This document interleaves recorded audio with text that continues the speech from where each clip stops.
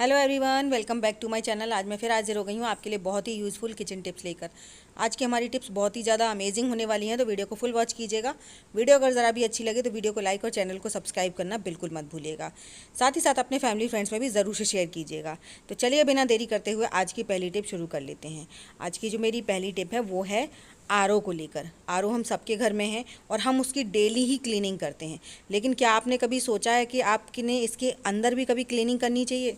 जी हाँ, जहाँ से पानी हमारा निकलता है, जहाँ पर ये पानी की टंकी है, उसको साफ़ करने का बहुत ही ईजी तरीका है। कोई भी आप ईयरबड ले लीजिए और उसको हल्का सा कर लीजिए गीला, और उसके बाद आप इसे अच्छे से क्लीनिंग कीजिए। ये काम कम से कम आपको 1 महीने में एक बार ज़रूर करना चाहिए, क्योंकि कई बार ऐसा होता है यहाँ पर ना मिट्टी वगैरह लग जाती है, या फिर बाहर का ये खुला एरिया है, यहाँ पर मक्खी वगैरह बैठती हैं। तो इस तरह से इस चीज़ की कभी कभी क्लीनिंग ज़रूर कर लेनी चाहिए। तो आई होप आपको मेरा ये आइडिया ज़रूर पसंद आया होगा। चलिए बढ़ते हैं नेक्स्ट आइडिया की तरफ। तो जो मेरा नेक्स्ट आइडिया है वो है इस तरह की कॉटन की साड़ियों को लेकर। गर्मियाँ आ गई और हम लोग सभी कॉटन की कपड़े ही वेयर करते हैं, फिर वो चाहे साड़ी हो, सूट हो, कुछ भी हो, और करने भी चाहिए, क्योंकि जो कॉटन होता है वो हमें ठंडा रखने के लिए बहुत ज़्यादा हेल्पफुल होता है। तो यहाँ पर ये बहुत ही ज़्यादा लाइट कलर की साड़ियाँ हैं, तो इनकी जितनी इनकी केयर करनी होती है, जितना ही कंफर्ट देती हैं, उतना ही हमें इनकी केयर भी करनी होती है। तो इनको हम इस तरह से हैंग करें कि अगर हमारे थोड़े बहुत हाथ टच भी हो जाएँ तो ये गंदी ना हो। तो उसके लिए आप कोई भी पुरानी टी शर्ट वगैरह ले लीजिए, चाहे वो बच्चे की हो या फिर बड़े की हो। अगर आपकी साड़ी है तो आप इसमें बड़े की टी शर्ट लीजिएगा, क्योंकि टी शर्ट थोड़ा सा ढीली ढाली होनी चाहिए ताकि आराम से इसे कवर कर सकें। तो यहाँ पर एक साड़ी कवर बनकर तैयार हो जाएगा फ्री में, और आपको कुछ भी ना सिलाई करनी है ना कुछ करना है। तो इस तरह की जो पुरानी टी शर्ट है जिन्हें आपके बच्चे या बड़े नहीं पहन रहे हैं, तो आप इस तरह से अपनी साड़ी कवर बना सकते हैं, और इस तरह से आप इन्हें अलमारी में टांगेंगे या फिर रखेंगे तो इन पर आपका हाथ डायरेक्ट टच नहीं होगा, जिससे कि ये साड़ियाँ वगैरह गंदी नहीं होंगी। आई होप आपको ये ट्रिक भी ज़रूर पसंद आएगी। चलिए बढ़ते हैं नेक्स्ट ट्रिक की तरफ। तो जो मेरी नेक्स्ट टिप है वो भी बच्चे के टी शर्ट को लेकर है। तो ये टी शर्ट बच्चे की भी हो सकती है, बड़े की भी हो सकती है, कोई भी हो सकती है। तो यहाँ पर मैं क्या करूँगी, इस टी शर्ट से आज 2 से 3 ऑर्गेनाइज़र बनाने वाली हूँ एक ही टी शर्ट से। तो यहाँ पर मैं इसके आधे से, जहाँ पर हमारी बाजू शुरू होती है, वहाँ के नीचे वाले पार्ट को अलग कर लूँगी और ऊपर वाले पार्ट को अलग कर दूँगी। तो यहाँ पर नीचे वाले पार्ट का एक ऑर्गेनाइज़र बनाऊँगी और 2 बनाऊँगी मैं ऊपर वाले पार्ट से। तो अगर आपको मेरा एक भी ऑर्गेनाइज़र पसंद आए तो प्लीज़ लाइक ज़रूर कीजिएगा, और मुझे कमेंट कर ज़रूर बताइएगा आपको मेरी सबसे ज़्यादा कौन सी टिप अच्छी लगी है। साथ ही साथ ये भी बताइएगा कि आप मेरी वीडियो किस गांव या किस शहर से देख रहे हैं, ताकि मैं आपको थैंक्स कर सकूं। तो मैं जब इसे को कट कर रही थी तो मुझे लग रहा था कैंची की धार थोड़ी सी वीक हो गई है, तो मैंने उसको फटाफट से शार्प कर लिया। और कैंची की धार शार्प करने के लिए यहाँ पर मैंने दवाई का खाली रैपर लिया है, जिससे ना बहुत ही अच्छे से कैंची की धार लग जाती है। तो धार अच्छे से हो गई है, तो इसे तो रख देते हैं साइड में, और पहले हम इसका एक ऑर्गेनाइज़र बना लेते हैं। तो मैंने यहाँ पर टी शर्ट को उल्टा कर लिया है, और उल्टा करने के बाद आप कोई भी सेफ्टी पिन ले लीजिए, सुई धागा लेने की ज़रूरत नहीं है। अगर सुई धागे से बनाना चाहते हैं सुई धागे से बना दीजिए, लेकिन मैं यहाँ पर सेफ्टी पिन से ही बना दूँगी। मैं इस तरह से ना कई चीज़ों के कवर बना लेती हूँ, जैसे सिलेंडर का कवर हो गया सिर्फ सेफ्टी पिन से ही, और ऐसे ही हम ये वाला जो कवर बना रहे हैं ये भी हम किसी चीज़ का कवर ही बना रहे हैं अपने किचन के लिए। तो यहाँ पर हमें बस सेफ्टी पिन, बड़ी वाली जो सेफ्टी पिन होती है ना, उसमें बहुत आराम से ये पूरा आराम से कवर हो जाता है। तो यहाँ पर हमने पूरा इसको सेफ्टी पिन में अच्छे से कर लिया। तो सेफ्टी पिन को कर लिया हमने बंद, और अब इसे कर लेंगे हम सीधा। बस अब इसको हमें क्या करना है, अच्छे से इसकी प्लेट्स को खोल देना है ताकि ये पूरी तरह से फैल जाए।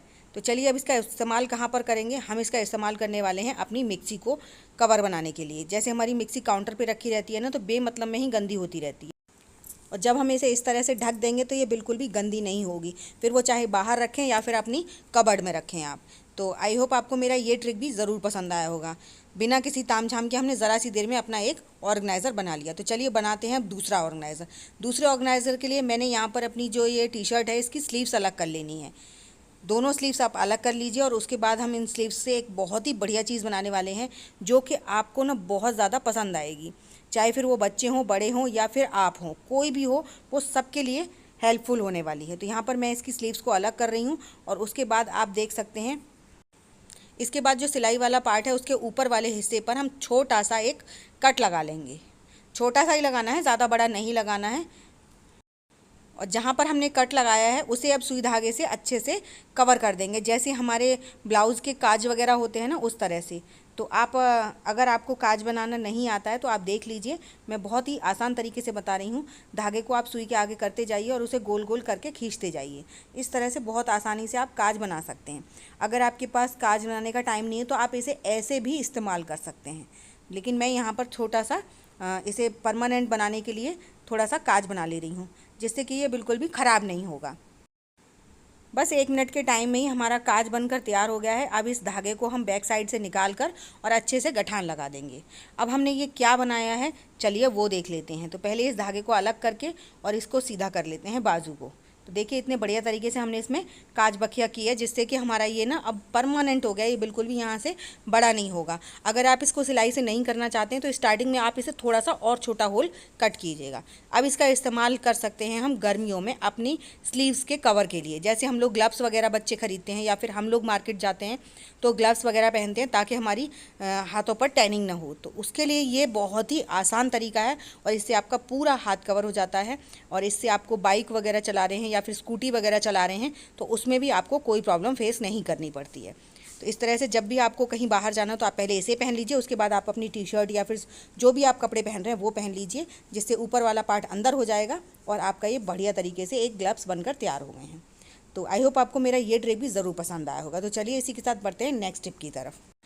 तो जो मेरी नेक्स्ट टिप है वो है चश्मों को लेकर। जो बच्चे हों या बड़े हों, सभी लोग हमारे घर में चश्मे लगाते हैं। आजकल तो छोटे छोटे बच्चों के भी चश्मे लग गए हैं, जैसे कि मेरे बेटे के भी। तो उसको क्लीन करने के लिए बहुत ही इजी ट्रिक है, आप इंस्टेंट कर सकते हैं। बस आपको लेना है ज़रा सा शैम्पू, सिर्फ इतना शैम्पू काफ़ी है और आप अपने 2 से 3 चश्मे बिल्कुल अच्छे से साफ़ कर सकते हैं। इससे ना ये क्या होता है कि हमारे 2 फ़ायदे होते हैं। एक तो चश्मे बिल्कुल साफ़ हो जाते हैं और दूसरे इन पर ना बहुत ही जल्दी डस्ट नहीं जमती है, क्योंकि आप सभी को पता है शैम्पू जो होता है वो ऑयल को रिमूव करता है। तो इस तरह से जब भी आपके बच्चे वगैरह चश्मे यूज़ कर रहे हैं, बड़े हों या बुज़ुर्ग हों, जो भी हों, अगर इस तरह के ग्लासेस हैं आपके घर में तो आप इन्हें अच्छे से शैम्पू से रब कीजिए, खूब अच्छे से। आपको पानी का इस्तेमाल नहीं करना है पहले, और इनसे ना सनग्लासेस या कोई भी ग्लासेस हों बहुत अच्छे से क्लीन हो जाते हैं और इतनी अच्छी शाइन आती है कि बिल्कुल ऐसे लगता है जैसे आपके चश्मे आज ही बनकर आए हैं। उनके बिल्कुल भी स्क्रैच वगैरह नहीं रहते, कुछ नहीं रहता, सब कुछ अच्छे से क्लीन हो जाता है। स्क्रैच वगैरह कभी ख़त्म नहीं होते हैं, किसी भी चीज़ से आप साफ़ कीजिए। लेकिन ये जो साफ़ करने का तरीका है ये बहुत ही इंस्टेंट है, आप ज़रा सी देर में आप इसे साफ़ कर सकते हैं। और जब तक चश्मे वगैरह साफ़ ना हो उनसे देखने में भी प्रॉब्लम होती है। तो देख सकते हैं कुछ भी नहीं किया है हमने, 1 मिनट के अंदर हमारे चश्मे बढ़िया तरीके से साफ़ हो गए। इन्हें बस अच्छे से पानी से धो लीजिए, आपको ज़्यादा रब करने की ज़रूरत नहीं है, ऊपर नीचे करके धो लीजिए। तो यहाँ पर मैंने एक बार पानी से धो लिए हैं, लेकिन दोबारा से पानी को चेंज करके हम फिर से धो लेंगे।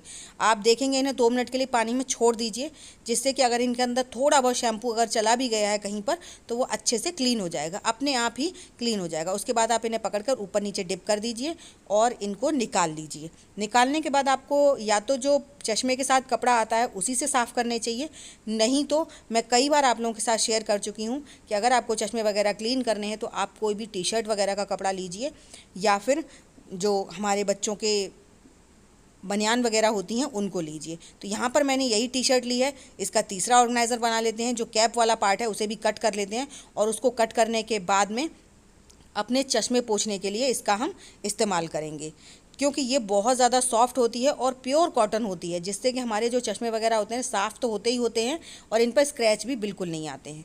तो इस तरह से आपको जब भी चश्मे वगैरह साफ़ करने हो तो कोई भी अगर आपके बच्चों की टी-शर्ट पुरानी है तो उसका इसी तरह से आप इस्तेमाल कर सकते हैं।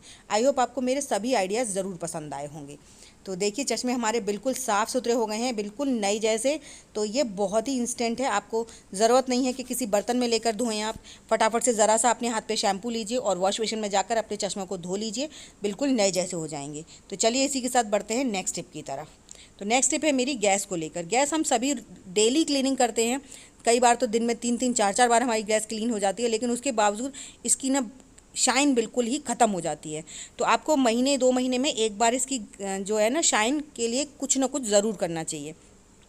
तो फिर वो चाहे कांच की हो या फिर स्टील की हो, क्योंकि ये चीज़ें भी थोड़ा अपने लिए मांगती हैं कि इनकी साफ़ सफाई हम लोग टाइम टू टाइम इनकी केयर करते हैं ना, तो इनकी लाइफ अच्छी लगती है और हमको भी अच्छा लगता है कि जब हमारी कोई चीज़ अच्छे से एकदम जैसे हम किचन में घुसते हैं और सबसे पहले हमें गैस वगैरह साफ़ सुथरी मिलती है ना, बिल्कुल नई चमकदार, तो हमारा भी काम करने का मन करता है।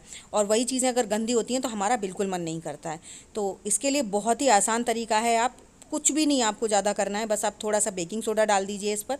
मैंने यहाँ पर ज़रा सा बेकिंग सोडा को डाला है और उसके बाद आप ले लीजिए जो बर्तन साफ़ करते हैं वो वाला स्क्रबर और उस पर लगा लीजिए थोड़ा सा टूथपेस्ट। स्क्रबर सॉफ्ट वाला लीजिएगा, ज़्यादा हार्ड वाला मत लीजिएगा क्योंकि उससे स्क्रैच ना आए। तो यहाँ पर मैंने बिल्कुल पुराना सॉफ्ट स्क्रबर लिया है, जिसकी मदद से हम इस टूथपेस्ट और जो हमने बेकिंग सोडा डाला है, इसे अच्छे से रब कर लेंगे। हमने यहाँ पर जो स्क्रबर था उसको हल्का सा गीला किया हुआ है। उसके बाद आपको पानी डालने की बिल्कुल भी ज़रूरत नहीं है। बस अब आप इसे हल्के हाथ से पूरे में फैला दीजिए और इसे फैलाकर आप साथ के साथ सूखे गीले कपड़े से पोंछ दीजिए। आप ना बहुत ही जल्दी से इसकी साफ़ सफाई कर लेंगे। हल्की फुल्की अगर कोई गंदगी जमी हुई है ना तो वो भी सब साफ़ हो जाती है। तो इस तरह से महीने में एक बार तो ज़रूर से अपनी गैस की क्लीनिंग करिए, क्योंकि ये चीज़ें हम जितनी केयर करते हैं उनकी लाइफ भी उतनी ही ज़्यादा बढ़ती है और हमें भी अच्छा लगता है। तो इस तरह से आपको कुछ भी नहीं करना, बस ज़रा सी देर से रब करने के बाद आप इसे गीले कपड़े से और सूखे कपड़े से पोंछ दीजिए। तो देख सकते हैं हमारी गैस एकदम बढ़िया तरीके से साफ़ हो गई है और हमने ज़्यादा कोई तामझाम नहीं किया है कि गर्म पानी डालिए या ठंडा पानी डालिए, और कितनी बढ़िया तरीके से हमारी गैस चमक रही है। तो आई होप आपको मेरी सभी टिप्स पसंद आई होंगी। टिप्स अगर पसंद आई हैं तो प्लीज़ लाइक ज़रूर कीजिएगा। चैनल पर नए हैं तो सब्सक्राइब करना बिल्कुल मत भूलिएगा। साथ ही साथ घंटी को भी ज़रूर से प्रेस कर दीजिएगा ताकि आपको मेरी आने वाली वीडियो का नोटिफिकेशन मिल सके। तो चलिए ऐसी अमेजिंग टिप्स और ट्रिक्स के साथ मैं मिलूँगी आपको अपनी नेक्स्ट वीडियो में। तब तक के लिए बाय बाय।